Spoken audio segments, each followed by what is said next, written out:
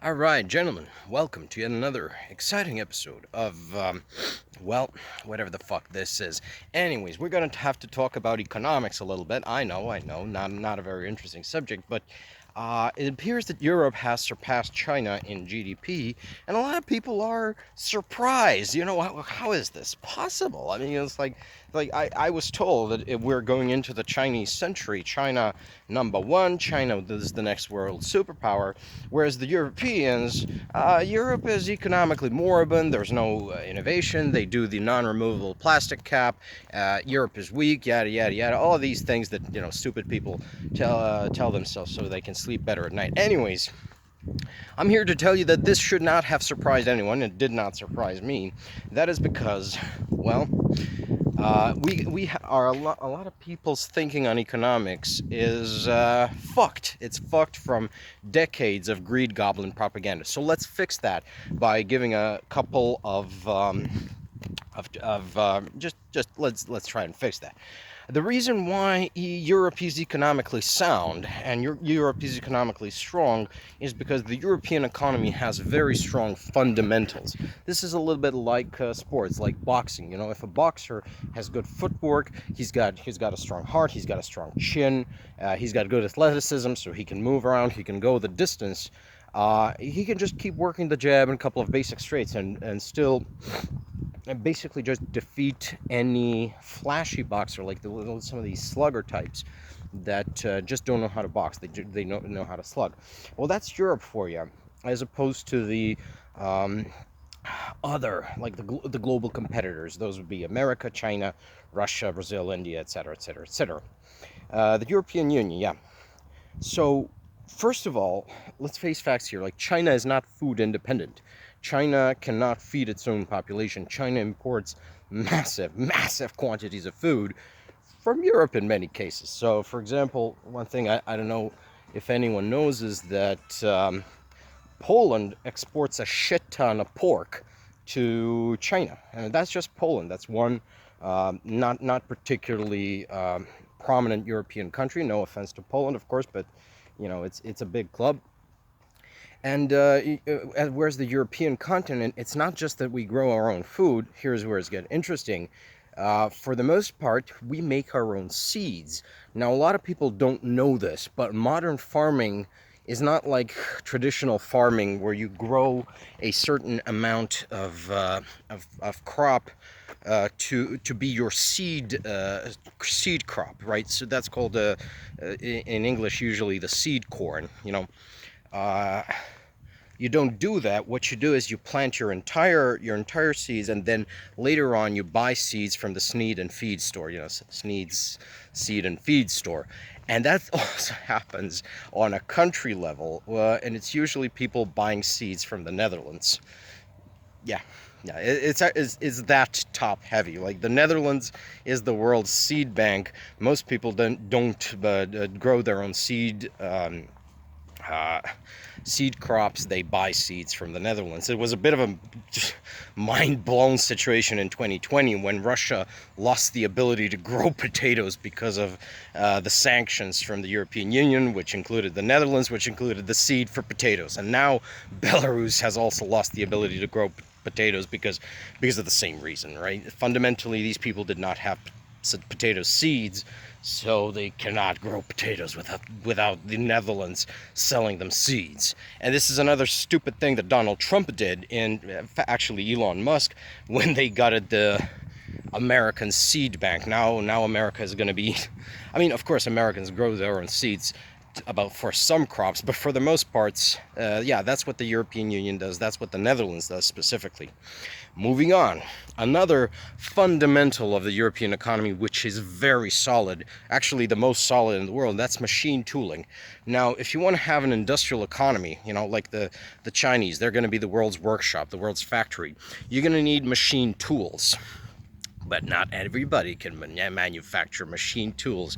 In fact, machine tools are such a specialized fucking business that I think only 6 or 7 countries in the world produce machine tools at any appreciable rates. And the only non-European country among them is Japan. Everyone else, and it's really interesting because it's specifically Central European countries: Austria, Czech Republic, Germany, Italy, uh, Switzerland, I believe, too, which is not a European Union state, but we do have a free trade agreement with them. And it was another one. Maybe it was Sweden or Poland. I forget. It was probably Sweden. In any case, right? So this is a very highly sophisticated technological value-added sector of the economy, without which the global economy simply cannot function. We would revert to just agricultural economies, which is just an agrarian economy without European machine tooling. And even the Americans import European machine tooling. The Chinese definitely do.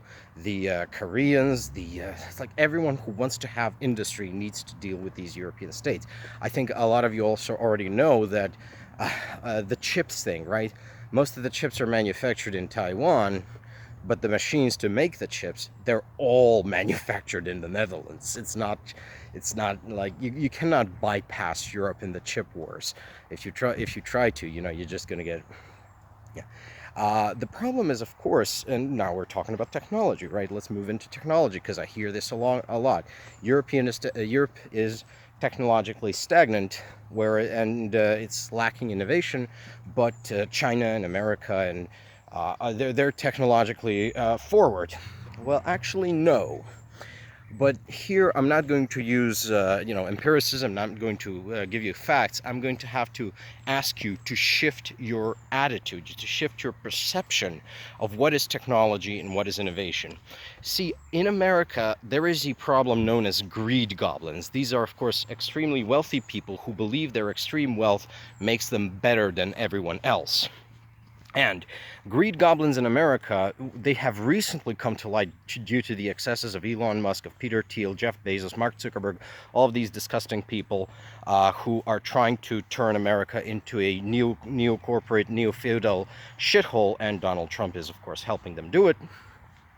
But they have been a problem for a very long time, since at least the Reagan era, where something broke in the American state and the long privatization of American society began. And so began the propaganda, this idea that the driver of economic growth is innovation. And what's innovation? Well, unlike a lot of people, I've actually looked into what these people write. You can actually read this in Peter Thiel's 0 to 1, where he talks about value generated versus value captured. For them, innovations is finding ways to better capture existing value, specifically societal value. And this is actually a big thing with Microsoft as well, where Bill Gates in the 80s wrote a letter basically decrying the use of computers as a hobby and calling out all of these highly altruistic nerds from the 80s who essentially ran crucial internet and computer infrastructure for free as a service to humanity, right? He was just calling them hobbyists and complaining that this value was not being captured. Of course, when he got his way, just he created Microsoft, and let's call it a mixed bag. And so a lot of what is called innovation is essentially finding ever newer ways to fleece people's money. So you get things like multi-level marketing scams, which are pyramid schemes. You get shit like crypto scamming. Crypto is not a new technology. It's an append-only database. But by calling it a currency, you get a lot of gullible people to pour their actual money into this valueless token, and you can extract the difference. And of course, the biggest one right now is AI, which is promising the fucking moon on the basis of a technology which is a glorified search engine. These people have managed to fleece, billions from investors, and now they're about to start fleecing the American taxpayer. And that's what passes for innovation and technology in the United States, and that's what passes for innovation and technology in China too. China is also in, and that's actually the scamming is a lot more advanced in China, because China has been a shithole for far longer than America has been, right? They got their very own Elon Musk / Peter Thiel figure in China. He's called Justin Sun, and he's an actual proper fucking convicted scammer. You know, these people in America have not yet been convicted of their many crimes. I mean, it's going to happen if America is to have a future. But, well, when they say Europe is socialist and doesn't allow innovation, what they mean is that European regulatory law does not allow scamming and gambling and fleecing investors and stringing them along for years, claiming that, oh, we're just going to build a machine god and the machine god is going to tell us how to make profit. Because that's Sam Altman's business pitch, and it works because the investor class in America are crayon-eating morons. It's there's no deeper reason for that. It's that stupid. It's that moronically stupid. We live in a world where stupid people have money. This should have never been allowed to happen. I blame Reagan, but it is what it is, I guess.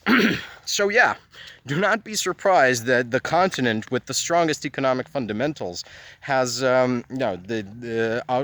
the continental-sized state with very weak fundamentals, especially given that they depend on us for their machine tooling and their food. You know, and for the arguments that Europe is technologically moribund, no.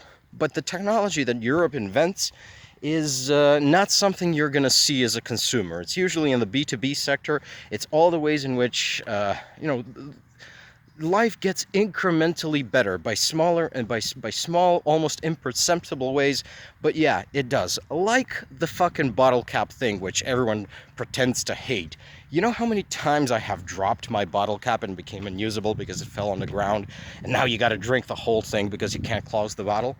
Yeah, that's the kind of thing I'm talking about. That's progress. It's technological progress. Life has just changed almost imperceptibly for the better. But these things, these incremental improvements, they are what progress is made of. And sometimes you get a big leap of technological progress. Like, for example, recently there was a breakthrough in fusion technology by French scientists. You know, we might actually see cold fusion in our lifetimes. I don't know. I'm 34 years old. I'm not super old. I might see cold fusion before I die. And that's the kind of major leap that revolutionizes the world. Yeah. And that's the kind of thing that Europe actually excels at. Not scamming, not pretend technologies to fleece investors, but real fundamental things that help businesses build better, build more, build cheaper. And that's progress. That's economic strength. It comes from technological innovation, and it comes from entrepreneurship. But we're going to have to talk about entrepreneurship some other day because, well, this video is already 13 minutes long.